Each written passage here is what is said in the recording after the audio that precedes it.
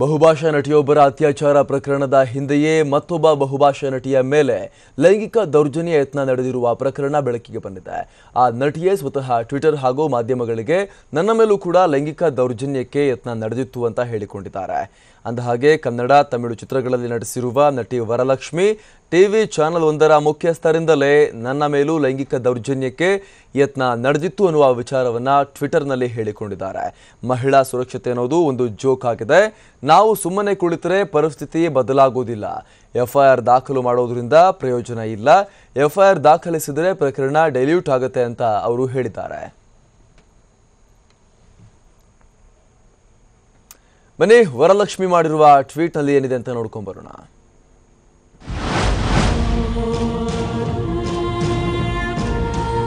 ಈ ವಿಷಯ ಹೇಳಬೇಕೇ ಬೇಡವೇ ಅಂತ 2 ದಿನಗಳ ಕಾಲ ಯೋಚಿಸಿ ನಾನು ಇವತ್ತು ಈ ವಿಷಯವನ್ನ ಹೇಳ್ತಿದ್ದೀನಿ.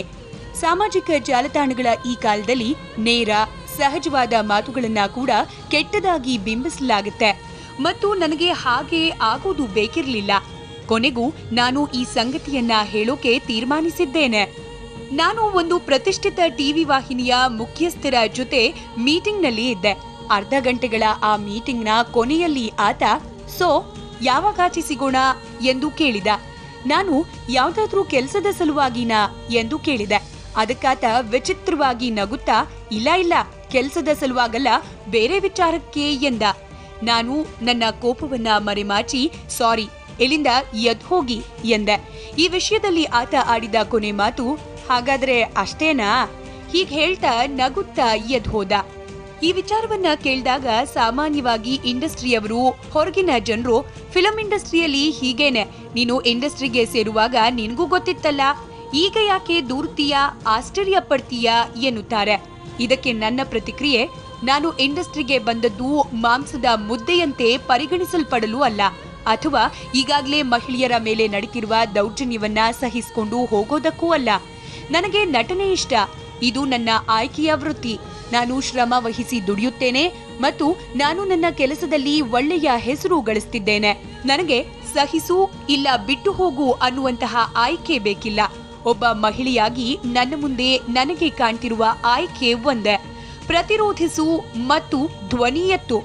ಇನ್ನು ಆಯ್ಕೆಯನ್ನ ಪುರುಷರಿಗೆ ಬಿಟ್ಬಿಡ್ಬೇಕು. ಮಹಿಳೆಯರನ್ನ ಅಗೌರವಿಸೋದನ್ನ ನಿಲ್ಲಿಸಿ ಇಲ್ಲ ತೊಲಗಿ. ನಾನೊಬ್ಬ ನಟಿ, ನಾನು ತೆರೆಯ ಮೇಲೆ ಗ್ಲಾಮರಸ್ ಆಗಿ ಕಾಣ್ತೀನಿ ಅಂದ ಮಾತ್ರಕ್ಕೆ ಅಗೌರವದಿಂದ ನನ್ನನ್ನ ಮಾತನಾಡಿಸಬಹುದು ಎಂದಲ್ಲ. ಇದು ನನ್ನ ಜೀವನ, ನನ್ನ ದೇಹ ಮತ್ತು ನನ್ನ ನಿರ್ಧಾರ. ಯಾವ ಪುರುಷನಿಗೂ ನನ್ನನ್ನ ಅಗೌರವದಿಂದ ಮಾತನಾಡಿಸಬಹುದಾದ ಹಕ್ಕು ಇಲ್ಲ. ಯಾರಿಗೆಲ್ಲ ಇದು ಚಿಕ್ಕ ಸಂಗತಿ, ಏನೂ ಆಗೇ ಇಲ್ಲ ಅನಿಸುತ್ತೋ ಅವರಿಗೆ ಪರಿಸ್ಥಿತಿಯನ್ನ ವಿಶ್ಲೇಷಿಸುವ ಅಗತ್ಯ ಇಲ್ಲ. ಇನ್ನು ಆ ವ್ಯಕ್ತಿ ಯಾರು ಎಂದು ಕೇಳುವವರಿಗೆ ನಾನ್ ಹೇಳೋದು, ಈ ಜಾಗದಲ್ಲಿ ಈ ಸಮಯದಲ್ಲಿ ಆತನ ವಿವರಣೆ ಬೇಕಿಲ್ಲ. ಹಾಗಾದ್ರೆ ಇಲ್ಲಿ ಮುಖ್ಯವಾಗಿರುವ ಸಂಗತಿ ಏನು ಅನ್ನೋದನ್ನೇ ಮರೆತು ಆತನ ಕಡೆಗೆ ವಿಷಯಾಂತರ ಆಗುತ್ತೆ. ನನಗೆ ಆದ ಅನುಭವ ಬಹಳ ಚಿಕ್ಕದಿರಬಹುದು, ಆದ್ರೆ ಈ ಘಟನೆ ನನಗೆ ಮಹತ್ತರವಾದ ವಿಷಯವೊಂದನ್ನ ಪ್ರಸ್ತಾಪ ಮಾಡೋಕೆ ಸಹಕಾರಿಯಾಗಿದೆ. ಹೆಣ್ಣು ಮಕ್ಕಳು ಯಾವ ತರದ ಬಟ್ಟೆ ಹಾಕಬೇಕು, ಹೇಗೆ ಮಾತನಾಡಬೇಕು, ಹೇಗಿರಬೇಕು ಎಂದು ಪಾಠ ಮಾಡುವುದನ್ನ ಬಿಟ್ಟು ನಾವ್ಯಾಕೆ ಪುರುಷರಿಗೆ ಮಹಿಳೆಯರನ್ನ ನೋಡುವ ದೃಷ್ಟಿ ಬದಲಿಸಿಕೊಳ್ಳಿ.